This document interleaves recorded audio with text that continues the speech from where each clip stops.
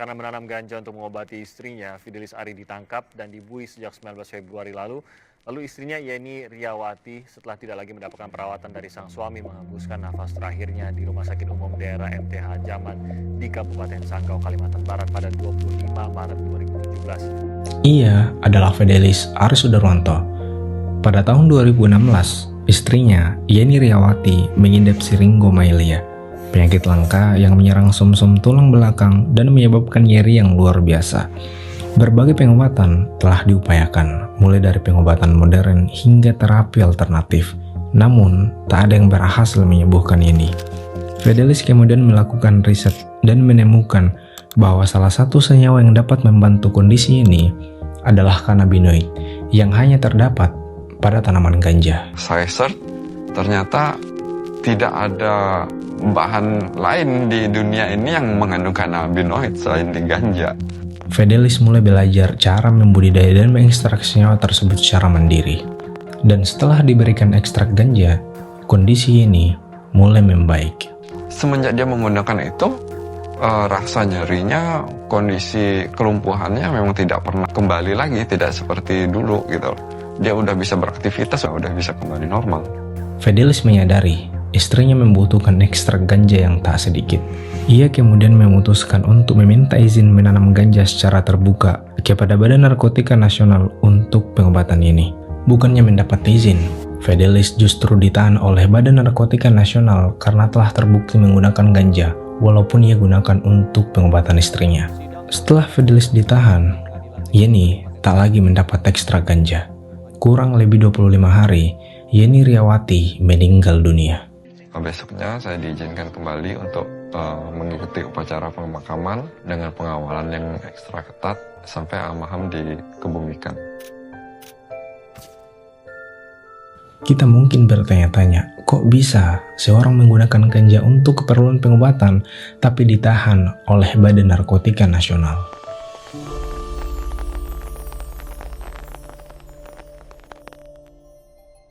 Of abuse. For more than a half a century, this nation has faced persistent and difficult problems arising out of the abuse of narcotic and non-narcotic drugs. It is especially tragic and upsetting. Pada tahun 1961, PBB mengadakan konvensi tunggal narkotika yang mengatur peredaran narkotika secara global dan mengelompokkan zat-zat tertentu berdasarkan tingkat risiko dan manfaat medisnya. Dalam konvensi itu, ganja dikategorikan sebagai narkotika yang sangat berbahaya dan tidak memiliki manfaat medis. Indonesia, yang pada waktu itu termasuk anggota PBB, ikut menandatangani perjanjian ini dan menerapkannya dalam Undang-Undang Narkotika. Ketika Indonesia menerbitkan Undang-Undang Narkotika Nomor 9 Tahun 1976, aturan tersebut mengadopsi banyak ketentuan dari Konvensi PBB, termasuk pelarangan total penggunaan ganja.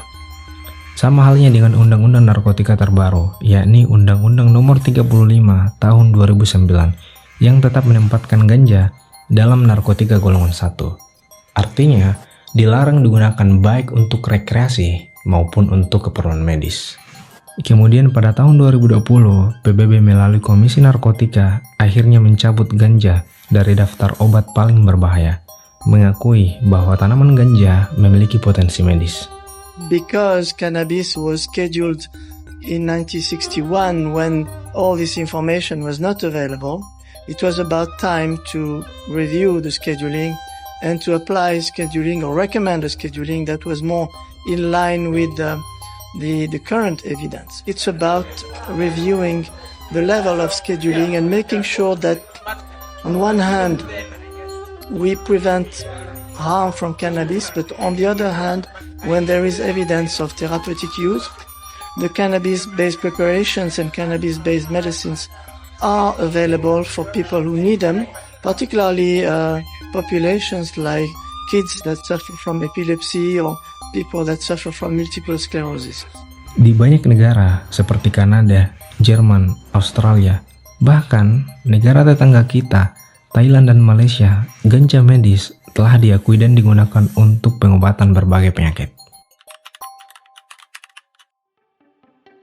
Kalau misalnya ada zat-zat tertentu di dalamnya bisa dimanfaatkan seperti THC, tetra, hydro, kanabinoid kalau tidak salah, itu boleh mungkin digunakan untuk penenang. Tapi kalau ganja, itu bohong semua, tidak ada itu. Itu risetnya dari mana ya Pak? Ya memang begitu. Memang.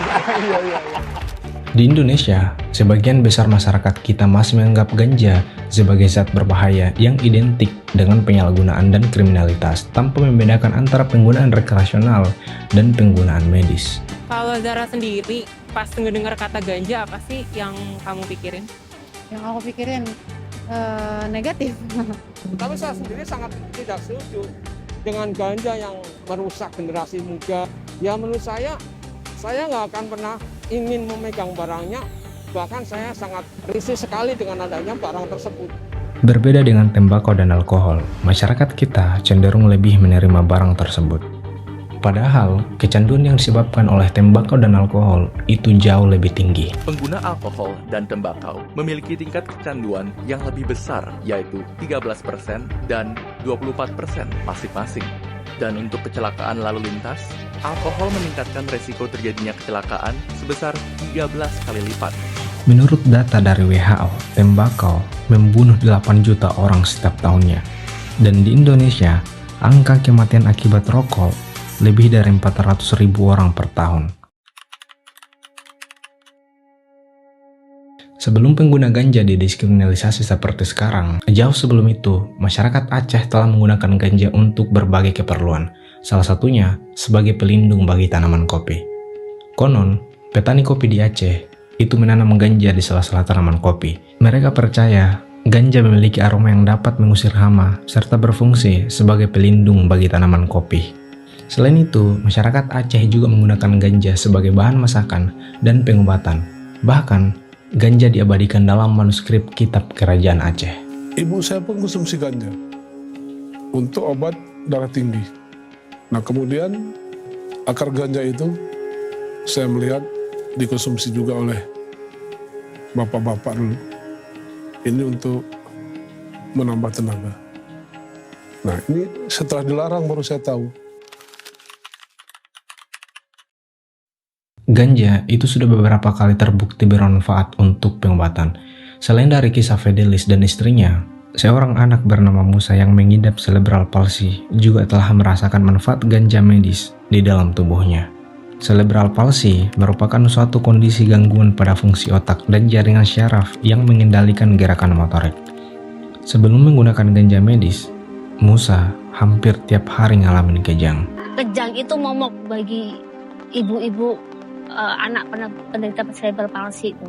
Karena kalau sudah anak itu dilatih dengan terapi, sudah pintar berdiri, sudah tangannya sudah bisa genggam, kena kejang, reset dari nol. Dan setelah menggunakan ganja, kurang lebih 1,5 tahun Musa nggak pernah kejang sama sekali. Aku lihat ekstrak itu bantu banget di Musa. Lu bayangkan 1,5 tahun lebih malah dia nggak kejang kok. Itu progres yang paling bagus waktu itu. Ada ratusan ribu anak di Indonesia yang mengidap cerebral palsy. Mereka memiliki kesempatan yang sama untuk mendapat akses pengobatan terbaik. Memang ada dua jenis tanaman yang berbeda. Yang satu adalah hemp yang menghasilkan CBD yang kita kenal. Yang satu adalah marijuana yang menghasilkan THC. Nah, sebenarnya yang bikin fly itu adalah zat THC bila dibakar. Jadi kalau dipakai sebagai rokok ganja, ya mungkin kita fly.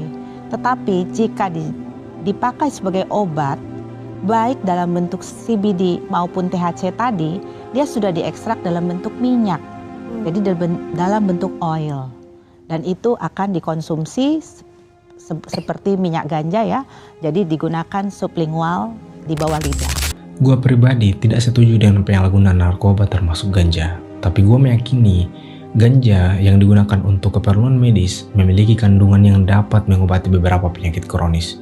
Kita bisa melihat kasus-kasus seperti Fidelis, Musa yang telah membuktikan manfaat ganja untuk pengobatan. Untuk membuktikan hal itu, kita hanya perlu melakukan riset yang mendalam dan membuktikan apakah ganja benar-benar bisa digunakan untuk keperluan pengobatan atau tidak.